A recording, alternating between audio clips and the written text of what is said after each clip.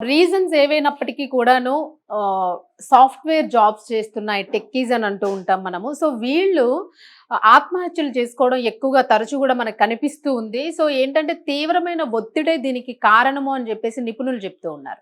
దాదాపు 8-12 గంటల పాటు వీళ్ళు వర్క్ చేస్తూ ఉంటారు. ఈ వర్కింగ్ అవర్స్ అనేవి వాళ్ళ మీద అత్యంత ప్రెషర్‌ని చూపిస్తూ ఉంటాయి. దీనివల్ల ఒక్కొక్కరికి ఒక్కొక్క రకమైన హెల్త్ ఇష్యూస్ అలాగే మెంటల్ ఇష్యూస్ వచ్చేస్తూ ఉంటాయి. దీనివల్లనే ఈ ఆత్మహత్యలు అనే వాటికి పాల్పడుతున్నారు అని చెప్పేసి మానసిక నిపుణులైతే ఒక పక్క చెప్తూ ఉన్నారు. అయితే ముఖ్యంగా ఇప్పుడు చూసుకుంటే మనము గత వారం రోజుల నుంచి చర్చిస్తూ ఉన్నాము విజయారెడ్డికి సంబంధించి. సో, హస్బెండ్ అబ్రాడ్‌లో ఉంటారు. అలాగే విజయారెడ్డి పిల్లలతో పాటు ఆవిడ హైదరాబాద్‌లో ఉంటూ ఉన్నారు. మరి ఈవిడ ఆహ్, కూడా సేమ్ ఇట్లాగనే పిల్లలిద్దరితో పాటు తను రైల్వే ట్రాక్ మీద సూసైడ్ చేసుకోవడము ఇది సంచలనం కలిగించింది. అలాగే వీళ్ళకి ఎటువంటి ఇష్యూస్ గూడా లేవు. ఫైనాన్షియల్ ఇష్యూస్ లేవు. మెంటల్ స్ట్రెస్‌ని గురి చేసే ఇష్యూస్ గూడా ఏమీ లేవు. ఎందుకంటే ఫైనాన్షియల్‌గా ప్రాబ్లమ్ ఉంటే మెయిన్‌లీ మెంటల్‌గా ఎక్కువ స్ట్రెస్ వచ్చేస్తుంది. అన్నిటికన్నా అది ప్రమాదకరమైన ప్రాబ్లమ్‌గా పరిగణిస్తూ ఉంటాం. సో, అట్లా గూడా లేదు. వెల్ సెటిల్డ్ అలాగే వాళ్ళకి చక్కగా ఒక 3 ఇల్లులు గూడా ఉన్నాయి అని జెప్తూ ఉన్నారు. సో, ఫైనాన్షియల్‌గా అంతా గూడా బానే ఉంది. ఆ పిల్లలు గూడా చాలా చక్కగా చదువుకుంటూ ఉన్నారు. ఓన్లీ కేవలం భర్త మాత్రము దూరంగా ఉంటూ ఉన్నారు. ఈవిడ సాఫ్ట్‌వేర్ టీమ్‌ని రన్ చేస్తూ ఉన్నారు. 14 మంది, 15 మంది ఈవిడ కింద వర్క్ చేస్తూ ఉంటారు అని జెప్తూ ఉన్నారు. సో, ఈ డీటెయిల్స్ అన్నీ మనకు తెలుసు. అసల హత్య ఉదంతం ఎట్లా జరిగింది? ఆత్మహత్య ఉదంతము. దీని వెనుక ఎవరున్నారు అనే కోణంలో గూడా పోలీసులు తీవ్రంగా దాని గురించి ఆరా తీస్తూ ఉన్నారు. ప్రతి కోణంలో కూడాను దీనికి సంబంధించి దర్యాప్తును కొనసాగిస్తూ ఉన్నట్లు మనకు కనిపిస్తుంది. డే టు డే అప్డేట్స్ కూడా మనం ఇస్తూ ఉన్నాం. సో, దీనిలోనేంటంటే ముందు ఆవిడ ఒక స్లిప్ మీద ఒక కార్‌కి సంబంధించి దాని టోకెన్ స్లిప్ మీద వెనక ఆవిడ ఈ హత్య మా ఆత్మహత్యలకి ఎవరు కారణం కాదు మా చావుకి అని చెప్పేసి ఆవిడ రాయడం జరిగింది. సో, దీన్ని ఆధారంగా చేసుకొని ఎలాంటి ఇష్యూస్ లేవు అన్ని రకాలుగా కోణంలో ఎంక్వైరీ చేశారు. బట్ తర్వాత ఏంటంటే సీసీ ఫుటేజ్‌లు కూడా సేకరించారు. ఎంతసేపు వీళ్ళు స్టేషన్‌లో ఉన్నారు, బయట ఎంతసేపు స్పెండ్ చేశారు, హాస్టల్‌కి ఎప్పుడు వెళ్లారు, ఇంటి నుంచి ఆవిడ ఎప్పుడు వెళ్లారు, ఇలా మొత్తం ఆల్మోస్ట్ 100కి పైగా సీసీ కెమెరాలను కూడా పూర్తిగా చెక్ చేసుకున్నారు అనేది కూడా మనకి అప్డేట్ వచ్చింది. సో, దీనిలోనేంటంటే నిన్నటి నుంచి గూడా అంటే ఒక రోజు నుంచి గూడాను దాదాపు ఈ రోజు రెండవ రోజు. ఈ 2 రోజులు జరుగుతున్న చర్చ ఏంటంటే ఆవిడ ఆత్మహత్య వెనుక ఆహ్, తీవ్రంగా ప్రేరేపించబడింది. ఇంకెవరో ఉన్నారు. ఆ రైల్వే స్టేషన్‌లోనే ఆవిడ వెనుక ఎవరో ఒక వ్యక్తి బ్యాగ్ తగిలించుకొని వెళ్ళడము. వాళ్ళతో పాటు సేమ్ ఈక్వల్ లెంగ్త్‌లోనే ఫాలో అవుతూ వెళ్ళడము. ఆయన ఎక్కడైతే వెళ్ళి ఒక డౌన్‌కి ట్రాక్ దగ్గరికెళ్ళి మళ్ళా ఆయన వెళ్లారో కొంతసేపు కనిపించలేదు అతను. దెన్ ఈ ఫ్యామిలీ సేమ్ అటువైపే వెళ్లి ఆ డౌన్‌కి దిగడం జరిగింది. దెన్ వీళ్ళు వెళ్ళంగానే వీళ్ళు కనిపించలేదు. డిజేబుల్ అవ్వంగానే మళ్ళా ఆయన స్క్రీన్ మీదకి రావడం జరిగింది. ఆయన రిటర్న్‌లో వస్తూ ఫాస్ట్‌గా నడుచుకుంటూ కూడా వచ్చినట్లు కనిపిస్తోంది. అలాగే ఈయన ఒక బ్యాగ్‌ని తీసుకొని వెళ్ళేటప్పుడు. ఎక్కడ చూసినా మనకి వెనక ఒక బ్యాగ్ కనిపించింది. బట్ రిటర్న్‌లో వచ్చేటప్పుడు ఏదైతే లాస్ట్ కెమెరా క్యాప్చర్ చేసిందో దానిలో మాత్రము అతని వెనక బ్యాగ్ ఉన్నట్టుగా కనిపించలేదు. బ్యాగ్ లేనట్టు అనిపించింది. మరి అసలు ఆ బ్యాగ్‌లో ఏముంది? బ్యాగ్ ఎందుకు కనిపించలేదు? మరి ఈ కోణంలో కూడా పోలీసులు దర్యాప్తు కొనసాగించే అవకాశం ఉంది అని చెప్పేసి అంచనా వేస్తూ ఉన్నారు. మరి దీనికి సంబంధించి రైల్వే పైలట్ ఆయన మాట్లాడారు. అలాగే పోలీస్ అధికారులు మాట్లాడారు. మానసిక నిపుణులు కూడా మాట్లాడుతూ ఉన్నారు. అనలిస్టులు మాట్లాడుతూ ఉన్నారు. పూర్తిగా ఓవరాల్‌గా చూసుకుంటే భర్త వాంగ్మూలం తీసుకున్నారు. తల్లిదండ్రుల వాంగ్మూలం, అత్తమామల వాంగ్మూలం ప్రతి ఒక్కరిది కూడా ఫ్రెండ్స్‌ది, కొలీగ్స్‌ది అన్ని కోణాల్లో కూడా దర్యాప్తు చేస్తున్నప్పటికీ కూడా ఇప్పటికీ కూడా ఆ మరణాలకి సంబంధించిన మిస్టరీ ఇంకా వీడలేదు. ఇది ప్రశ్నార్థకంగానే ఉంది. ఆ ఇద్దరే కారణము లేదా కొడుకు కారణము ఇట్లాంటివన్నీ టైటిల్స్ పెట్టి వేస్తున్నప్పటికీ కూడా ఇంకా దానికి సంబంధించి పూర్తి సమాచారం అధికారికంగా అప్డేట్ అయితే రాలేదు. అండ్ ఫోరెన్సిక్ రిపోర్ట్ కూడా ఇంకా రాలేదు. అసలు ఆ మొబైల్‌లో ఏముంది, అలాగే ఆవిడ ల్యాప్‌టాప్ లాక్ కూడా ఓపెన్ అవ్వలేదు అని చెప్తూ ఉన్నారు. మొబైల్‌లో అసలు ఏముంది అనేది ఇప్పుడు పూర్తిగా ఇవన్నీ ఆధారాలు చెక్ చేసుకుంటే కీలకంగా అక్కడ ఉన్నది ఓన్లీ మొబైల్ చాటింగ్ మాత్రమే తీయాల్సిన అవసరం ఉంది.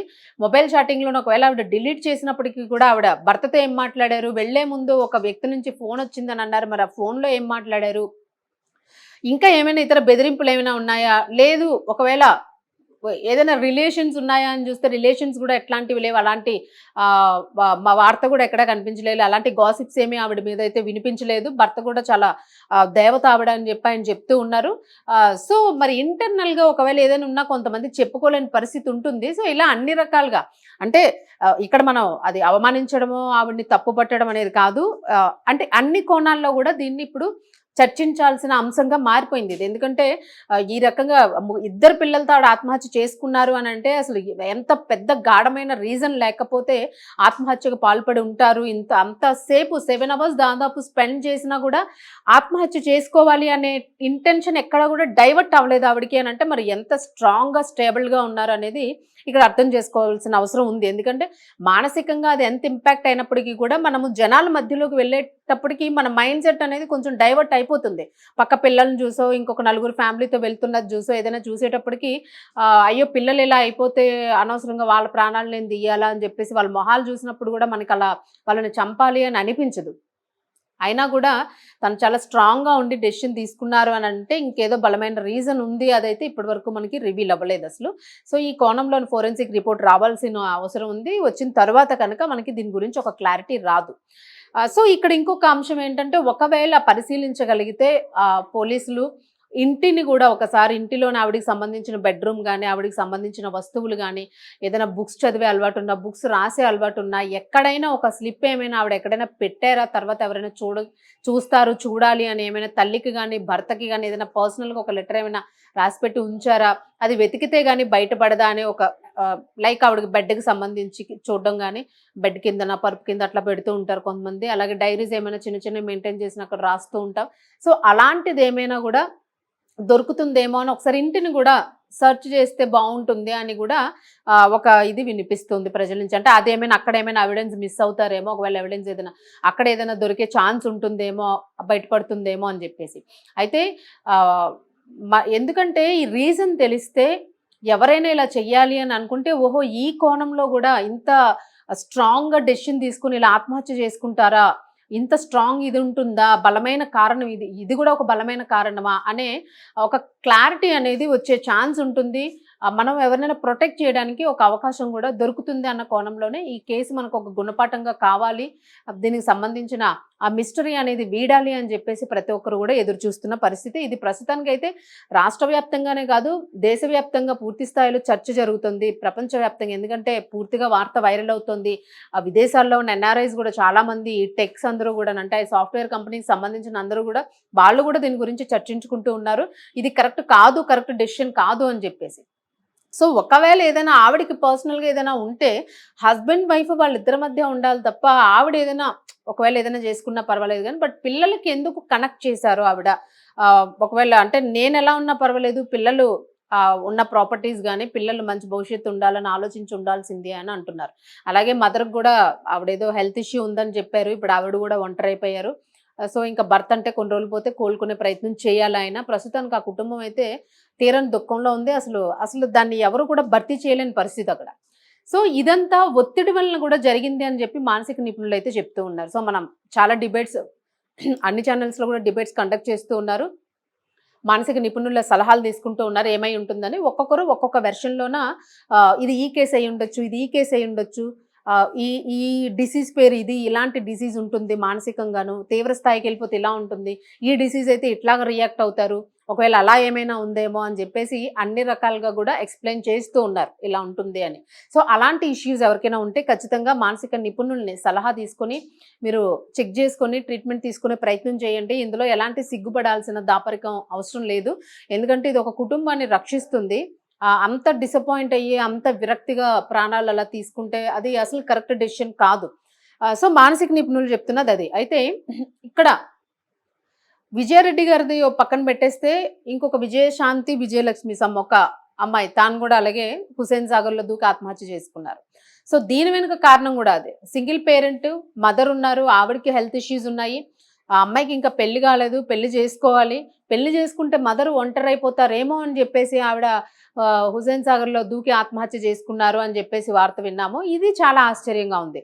సో, ఒక డాటరు మదర్‌కి ఉన్నారు అనంటే అన్నీ తానే చూసుకోవాల్సిన బాధ్యత ఆ అమ్మాయికుంటుంది, తల్లికి గూడా ఉంటుంది. ఇద్దరు కలిసి ఉండి ఒక ఫ్యామిలీని మళ్ళా బిల్డ్ చేసుకునే ప్రయత్నం చేయాలి తప్ప ఇలా ఆత్మహత్య చేసుకోవడం వల్ల ఇప్పుడు ఆ తల్లికి ఆ లోటుని ఎవరు తీర్చలేని ఇది అలాగే ఆవిడకి హెల్త్ బాగోదంటున్నారు. ఎవరు చూస్తారు రేపొద్దున్న ఆవిడని? ఒకవేళ నిజంగానే అమ్మాయి మ్యారేజ్ చేసుకొని ఉండుంటే హస్బెండ్ వస్తాడు, పిల్లలు పుట్టొచ్చు చక్కగా వాళ్ళతోని మళ్ళా ఒక ఫ్యామిలీ క్రియేట్ అవుతుంది. మళ్ళా ఒక కొత్త ఆనందం దొరుకుతుంది. సో, ఇది వాళ్ళు మిస్ అయ్యారు. ఇక్కడ కూడా పని ఒత్తిడి, ఫైనాన్షియల్ ఇష్యూస్ ఇలా రకరకాల కారణాలున్నాయి దీనిలోని. అండ్ మోరోవర్ ఈరోజు మనం చూసుకుంటే హైదరాబాద్‌కి సంబంధించిన మరొక ఆంధ్రప్రదేశ్ వ్యక్తి ఇక్కడ సెటిల్ అయ్యారు. పెళ్లయింది. చక్కగా పండక్కి సంక్రాంతికి వెళ్ళొచ్చారు.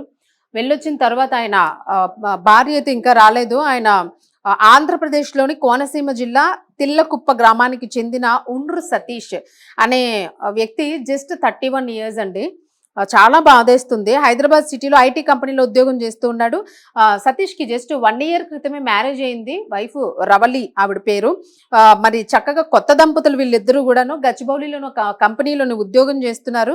అలాగే మియాపూర్‌లోని బీకే ఎన్‌క్లేవ్ కాలనీలోనైతే నివాసం ఉంటున్నట్లుగా మనకి అధికారికంగా వచ్చిన డీటెయిల్స్ ఇవన్నీ గూడా. వీళ్ళు చక్కగా సంక్రాంతికెళ్లారు. ఎంజాయ్ చేశారు. సతీష్ భార్య రవలి వెళ్లి అక్కడ సొంతూరులోనే ఉన్నారు. ఈయనకి వర్క్ ఉన్న కారణంగాను ఈయన హైదరాబాద్‌కి వచ్చేయడం జరిగింది. వైఫ్ అక్కడ ఉన్నారు. ఈయనతో పాటు వాళ్ళ బ్రదర్ కూడా తోడున్నారు ఆయనతో. అయితే ఇక్కడ ఈయన ఆత్మహత్య చేసుకున్నారు. భార్య చున్నీ ఏదైతే ఉంటుందో దీంతోనే హ్యాంగ్ చేసుకొని ఆయన చనిపోవడం జరిగింది. సో ఎందుకు ఇలాంటి నిర్ణయాలు తీసుకుంటూ ఉన్నారు? అంటే మానసికంగా మాత్రమే ఎక్కువ ఆత్మహత్యలకి కారణమవుతోంది అనేది ఇక్కడ ఒక కొంత క్లారిటీ వస్తుంది. బట్ అది కరెక్ట్ కాదు. ఒత్తిడి ఉంటుంది. అయితే ఇంకొక జాబ్ చేంజ్ అవ్వండి. మీకు నిజంగానే ఒత్తిడి ఉంటే. లేదు పలానా జాబ్ చేస్తున్నాం. మాకు ఇన్ని లక్షల సాలరీ వస్తుంది. ఇన్ని ఈఎంఐలు పెట్టేసుకున్నాము. ఇప్పుడు ఆ జాబ్ వదిలేస్తే ఇంకో జాబ్‌కెళ్తే ఇప్పుడు ఈఎంఐలు ఎవరు కడతారు? జప్తు చేస్తారేమో. ఇట్లాంటివి ఉంటే జప్తు చేసేస్తే చేయనివ్వండి. ప్రాపర్టీ వదిలేసుకోండి. ప్రాణాలు వదులుకోవద్దు. మీకు ఏదైనా ఇష్యూ వచ్చిందంటే జాబ్ చేంజ్ అవ్వండి. కొత్త జాబ్ చేసుకోండి. లేదా ఇంకేదైనా చిన్న బిజినెస్ పెట్టుకోండి. కేవలం ఇక్కడ స్టేటస్ కోసము ఎక్కువగా ఆలోచించి ఆత్మహత్యలు చేసుకుంటున్న వాళ్ళు కూడా ఉన్నారు అనైతే విశ్లేషకులు చెబుతున్న మాట. ఎందుకంటే అయ్యో ఈరోజు బ్యాంకోళ్ళొచ్చి జప్తు చేసి ఈఎంఐలు బౌన్స్ అయిపోయి చిక్కులైపోతే మా పరువు పోతుందేమో, మా పరిస్థితి ఏంటంటే ఇది ప్రతి ఇంటిలోని, ప్రతి జీవితంలోని, ప్రతి ఒక్కళ్ళ లైఫ్‌లోని ఫైనాన్షియల్ ఇష్యూస్ అనేవి ఉంటాయి. ప్రతి ఒక్కరికి కూడా ఇప్పుడు ఈఎంఐస్ అందరికీ ఉంటూ ఉన్నాయి. అది పెద్ద మ్యాటరే కాదసలు. మహా అయితే ఏముంటుంది ఈఎంఐ కట్టలేరు, జాబ్ పోయింది. ఫోన్ ఉంటే ఫోన్ పట్టుకెళ్తారు. లేదు మీరు బైక్ తీసుకుంటే బైక్ పట్టుకెళ్ళిపోతారు. కార్ అయితే కార్ తీసుకెళ్ళిపోతారు. ఇల్లు అయితే ఇల్లు జప్తు చేసుకుంటారు బ్యాంకోళ్ళు. ఇంతకు మించి ఏమీ జరిగిపోదు. సో మీరు గెయిన్ అయితే మరలా మీరు కెరీర్‌ని బిల్డ్ చేసుకొని కావాల్సినంతలో ఫస్ట్ ఇలా మనం దెబ్బతిన్నాము. వద్దులే ఇంత పెట్టుకోకూడదు. మన లిమిట్‌కి తగ్గట్టు మనం పెట్టుకోవాలి. సో ఇలా ఆలోచించుకోవాలి. మనం పక్క వాళ్ళతో ఎప్పుడైతే కంపేర్ చేసుకుంటామో మనం కొంచెం వాళ్ళకన్నా డౌన్ ఉంటే ఆ టైంలోనే ఇలాంటి మానసిక ఇబ్బందులనేవి వస్తాయి. పక్క వాళ్ళని ఎప్పుడు కంపేర్ చేసుకోకుండా ఉండడం చాలా బెటరు. మనము పాతకాలం నుంచి వింటూ ఉన్నాం. మనకన్నా కిందున్న వాడిని చూస్తే మనం గొప్పగా బ్రతుకుతున్నాము అనే ఒక ఆలోచన మనల్ని ఇంకా గొప్ప స్థాయికి తీసుకెళ్తుంది. మనం పైకి చూస్తే పైవాడి కన్నా ఇంకా పైకెళ్ళాలి అని అనుకుంటే మాత్రం ఇట్లాగా పూర్తిగా పైకెళ్ళిపోవాల్సొస్తుంది. సో దయచేసి ఇట్లాంటివి పెట్టుకోకుండా మనకున్న స్థాయిలోనే మనం బ్రతకాలి అని ఒక కమిట్మెంట్‌తోని మనం గనుక ఉండగలిగి కాంప్రమైజ్ అయిపోతే లైఫ్ హ్యాపీగా వెళ్ళిపోతుందనేది కొంచెం గుర్తిస్తే బావుంటుంది అనైతే నిపుణులు చెప్తూ ఉన్నారు. సో డాక్టర్స్, సైకాలజిస్టులు వీళ్ళందరూ వాళ్ళ మేరకు వాళ్ళకున్న దీన్ని బట్టి వాళ్ళు చెప్తూ ఉంటారు. ఇది ఈ ప్రాబ్లమ్ ఇలాంటి స్ట్రెస్ పెట్టుకోకండి. ఇవన్నీ వాళ్ళ గైడెన్స్ వాళ్ళు ఇస్తూ ఉంటారు. ఎప్పుడైనా ఒత్తిడి అనిపిస్తే మాత్రం ఖచ్చితంగా సైకియాట్రిస్ట్‌నో లేకపోతే సైకాలజిస్ట్‌నో కలవడానికి ట్రై చేయండి. మిమ్మల్ని మీరు రీబౌన్స్ చేసుకోవడానికి ఏం చేయాలని ఆలోచించండి తప్ప ఫైనాన్షియల్ క్రైసిస్ గానీ, ఇతర ఏ క్రైసిస్ గానీ గతంలో మనం చెప్పుకున్నాం. ఏదైనా రిలేషన్స్ ఉన్నా గూడా ఎక్కడైనా మనకి ఫెయిల్యూర్ వచ్చింది అనంటే అంతకన్నా ఇంకా గట్టిగా మనం నిల్చోవడానికి ప్రయత్నించాలి. బాల్ మనకి సామెత ఉంది అందరికీ తెలుసు. బాల్‌ని ఎంత గట్టిగా కొడితే అంత పైకి లేస్తుందని. సో అట్లాగా మనం కొట్టిన ప్రతిసారి లేవడానికి ట్రై చేయాలి. లేదు ఇంకొక ఎగ్జాంపుల్ చెప్తారు. పెద్ద పెద్ద రచయితలు చెప్తారు మనకి తెలుసు. అలలు పడిపోతూ ఉంటాయి కిందకి. పడి మళ్ళా లేస్తూ ఉంటది. పడింది అని ఆగిపోదు. మళ్ళా అలా లేస్తూనే ఉంటది. సో అట్లాగా అలల్లాగా జీవితం సాగాలి. పడినా గూడా లేస్తూ ఉండాలి. మనం విజయాన్ని సాధించడానికి ప్రయత్నించాలి తప్ప ఆత్మహత్యల జోలికైతే దయచేసి వెళ్ళకండి. సో ఇది కూడా చాలా బాధాకరం. మరి ఎక్కువగా సాఫ్ట్‌వేర్ జాబ్స్ చేస్తున్న వాళ్ళు టెక్కీస్ ఆత్మహత్యలనేవి ఎక్కువగా జరుగుతూ ఉన్నాయి. కాస్త జాగ్రత్తగా ఉండండి. మానసికంగా ఇబ్బంది ఉంది అని అనుకుంటే మాత్రం ఖచ్చితంగా మీరు చూపించుకొని మెడికల్ కౌన్సెలింగ్ తీసుకోవడానికి ప్రయత్నించండి. ఐదర్ ఇప్పుడున్న అందరూ తెలివైన వాళ్ళే మంచి డెసిషన్స్ తీసుకోండి. మరణం అనేది మాత్రం ఎప్పటికీ శాశ్వతం అనే పరిష్కారం అనేది కాదు అసలు. మనకి మరణం ఎప్పుడు రావాలో అప్పుడే రావాలి. మనం బలవంతంగా చనిపోకూడదు. సో దయచేసి ఇది అందరూ గుర్తుపెట్టుకొని కాస్త హ్యాపీగా ఉండడానికి మెంటల్ స్ట్రెస్‌ని తగ్గించుకునే ప్రయత్నం చేస్తారని ఆశిస్తూ ఉన్నాం. దెన్ ఈ కేసెస్‌కి సంబంధించి ఎలాంటి అప్డేట్ వచ్చినా సరే ఇచ్చే ప్రయత్నం చేస్తాము. ప్రస్తుతానికి విజయారెడ్డి కేసులో అయితే మాత్రం మనకి ఇంకా క్లియర్ ఫోరెన్సిక్ రిపోర్ట్ అయితే రాలేదు. వచ్చిన తర్వాత అప్డేట్ చేస్తాం.